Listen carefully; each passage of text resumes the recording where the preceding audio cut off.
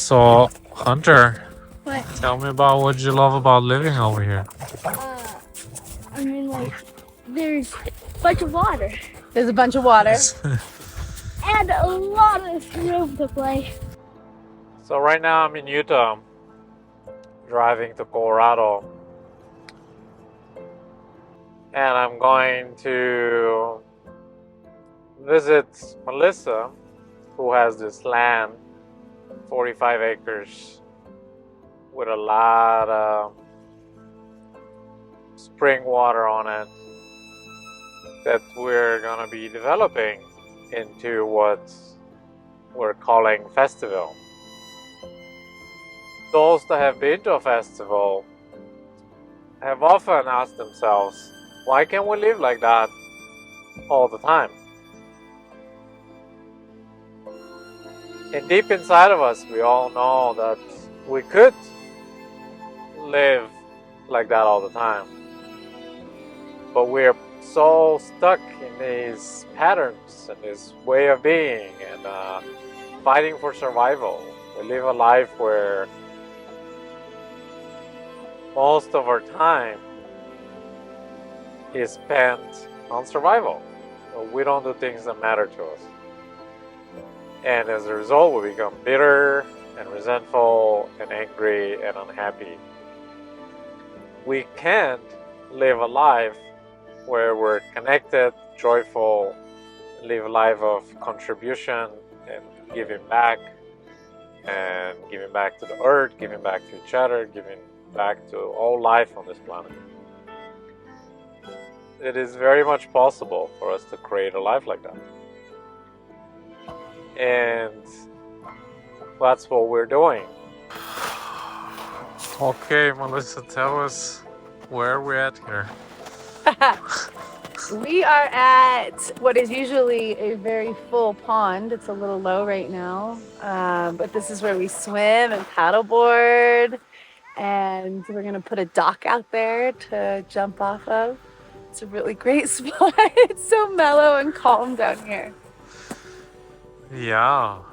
Well, where we're at geographically, where we're at in the world. Oh, in the world. Yeah. We are in Crawford country. That's what they call it. We are in western Colorado on the western slope of the Rockies, and we are in a little area called Crawford, and it's right down the road from Paonia, which is a super sweet community.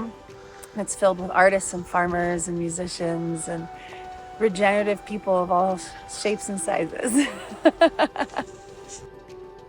This is 44 acres of an incredible oasis. It's surrounded by a lot of traditional farmland, but this land was set up for regenerative agriculture in a really unique way. So it has 4 ponds and daylight irrigation systems that go through it, and over 120 springs that we can utilize for water taps or for irrigation or any other purpose that we want, including building a hot spring here. So we're intending to build a community and have that be surrounded by nature and have the arts be a really big part of that, and utilize some event production and education to help fund it all. What if we can live like that all the time? Right now we've got ourselves in these big cities and we have bigger tribe than ever before. If you think about it, you have 1 million people living in one place, but we're more isolated, more alone than ever before.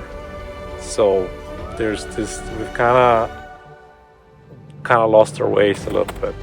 How can we come together in communion with each other in a community, and also come together and to commune with the land and listen to the land and relate to the land and create kind of not only what we want but also what the land wants. The vision with this is that it's almost like the pilot. We want to create this for the future. We want to create a tempo that we're recording from the very beginning. We want to document the whole process. We want to share with the world. We want to inspire other people to do the same.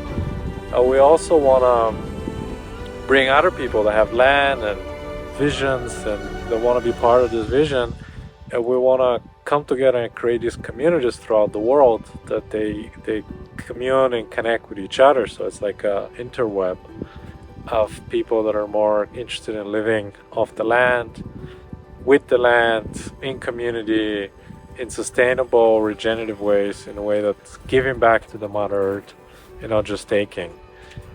We have also another piece that we're really stuck in this idea of owning a piece of land, right? Like everyone wants to own their piece of land. And just the idea of owning land is just such a weird concept, such a weird idea, because how do you own Mother Nature, right? Like in a sense, the Great Mother owns you. You come from her, you go back to her. We want to use the tools put all this land, and if you have land, you could put it into this entity, which is a land trust or earth trust, where we make the land the primary beneficiary. So the land is benefiting from us being there, and we're passing it down to other generation, where we don't own the land, but we steward the land. And if we come together and we could grow a large community of people around the world, we can put our land into this land trust, where it's protected and it's a sovereign land with sovereign beings, living in community, living in communion with each other and the earth. That's the future that we're envisioning, that we're inspired by, and we're starting with this piece of beautiful little land. So I've done events for over 20 years, and some of the stuff that really bothered me in the event production world is the lack of sustainability. And so a big part of what we want to do here is template how to be more regenerative in our development of events. We also want to offer educational events and retreats and the occasional festival. And so we are working on something called Leave a Positive Trace Productions. So the idea of building things that stay. So the event builds place, and then it builds on itself each year. A large part of the plan that we've been working on is how to have a community that works together and plays together and doesn't just live near each other. Want to develop a tiny house village that is next to a maker's lab. So we have a maker space for artists and craftspeople, musicians, and then we can mentor the community through that space and create everything we need for our events in that building. That'll be a very fancy glamping unit at some point, but that's my house for now. Okay, here you have a little fancy chicken coop. Yeah, we have a chicken mansion. So all of these irrigation lines that come through here, we can plant along, and that's the idea of food forestry, where you're moving water through the land and planting perennial crops along the water. So this is where we're thinking of putting the stage across here and having rock come across that mimics these rocks and builds a stage out of it. And that way you have that gorgeous view in the background, and then we're standing right now on the dancing field, the frolicking meadow, where you'll also have chairs set up for a wedding. Yeah, the land looks so different in the different seasons. Like, it's been a year since I found it, and it looked about like this. We got a lot more snow probably 2 weeks from now last year, and I came here and it was just crystal, everything was sparkly, and there were these little bitty bluebirds that were flying around. And then spring, like when spring came, everything was just gushing with water. There was water pouring out of all these different spots, and it turned bright green. And then tons of different flowers came, and then the summer, everything grew super, super tall. The land getting to know you. Yep. Building that relationship. Yeah, that's a big process, big step, instead of just coming in and putting our vision in place. The idea of being here and just letting the land talk to us and tell us what it wants. So important. That's Grand Mesa out there. It's the longest continuous mesa. This one right here. It's big. So that's the longest continuous mesa in the Americas. For the tiny house village, how many houses or how many families you envision? It's about 10 acres of land that we can work with over there. And so it could be anywhere between 20 and 40 probably, depending on the size of dwellings and how much space we put around them. But we don't want to do the traditional row. Yeah. It's just not, it doesn't function with nature. It wants to be more organic. We want it to feel more organic, and because that area is set up so well for food forestry, having creeks and swales and food growing with paths in between the different units versus a street and sidewalks and then fences. Creativity is such an interesting conversation. A lot of people don't see themselves as creative, so just even the word creativity brings up a lot of stuff for a lot of people. But I really like that word because, in a sense, I think we create our lives. Like it's a very empowered life if you take the idea that you create your own life. So starting with the fact that you create your life, you wake up in the morning and how is this day gonna be? You wake up in the morning and like, okay, well, what am I gonna do with this day? You have this day given to you. What are you gonna create with it? And also, there's a more conventional idea of creating something with your hands. I think what's creating some specifically, because you can create stuff on a computer too. But there's these bodies where they're designed to move. It's fascinating. This human machine, this body. The more you use it, the stronger it gets. Mm-hmm. And I could tell you, as a builder and as a coach, it's very interesting because when I've worked with people and I have someone to tell me, "Oh, you changed my life," it feels very satisfying. But it's more satisfying for my ego. But when I build something with my hands. Like I slept so good that night. I was like, okay, there was nothing here. Now there's something here, and I use these two hands to make that happen. Mm. It's like one of the most satisfying feelings. And also creating events. That too is also bringing people together, using your body with, to create, using your body as an art piece, like acting or dancing or all those things. So I think that has to be an essential part of any thriving community where we co-create together, whether with our hands or with our body, with our hands, bodies, minds. Larger vision about this is that we want to create create many locations around the world where people are living in accordance with the principles of nature, and they're thriving and they're regenerating and creating more biodiversity, and we're restoring the soil.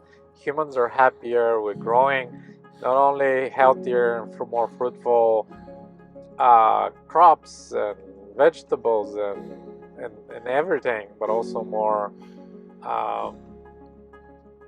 we're raising humans that are more conscious, more aware, more loving, more caring, and everything is done with grace and beauty and magic. So then when we can connect with the land in a way that's like, oh, you are a character in this relationship, we're relating to you, and only your character, you're the main character, we all depend on you. So we need to start developing rightful relationship with the land. And when we start to create rightful relationship with the land, then the land has the rights, and we listen to the rights of the land. We commune with the land, we listen to the land entity. It's more alive than anything else. But everything in the universe is a vibration. So each land has a vibration. You just gotta tune in and listen to that vibration. And sometimes it might take a while. But it speaks. It speaks in those vibrations. And what does it need? And how do you engage with it? And how do you listen to it? And how do you steward it? And how do you relate with it? How do you be in a rightful relationship with it? In an honoring relationship with it? Because your life depends on it. And if you take care of the Great Mother, she will take care of you bountiful. Again, look what the Great Mother has done with one single organism to where we're at today. how can the creator from one single organism, all this magic and beauty that surrounds us. And if you tune into that frequency and listen to the creator, listen to the great mother, listen to that land, and you honor it, and you cherish it, and you have a rightful relationship with it, it will reward you in the same way. From a single cell organism, it would create bounty you never even dreamed of possible. You as the individual are a key piece of that. We cannot do that without you. We need you. Your contribution is essential. You are essential. You're an essential part of this. And we cannot do this without you. And we need you. You can contribute with your love, with your intention, with a dollar bill, with your time, with your energy, with involving yourself. If you have land, maybe you want to put your land under the land trust and be protected for you and for generations after you. And we can come together, we can create a world that our hearts know it's possible. Our minds know it's possible. So let's make it happen. Let's come together and make this happen. It's up to us. So much love. Thank you. If you listened this far, I'm super grateful. I really appreciate you. And thank you so much. I'll keep posting updates from this journey. Stay tuned to hear and learn more about it. Thank you.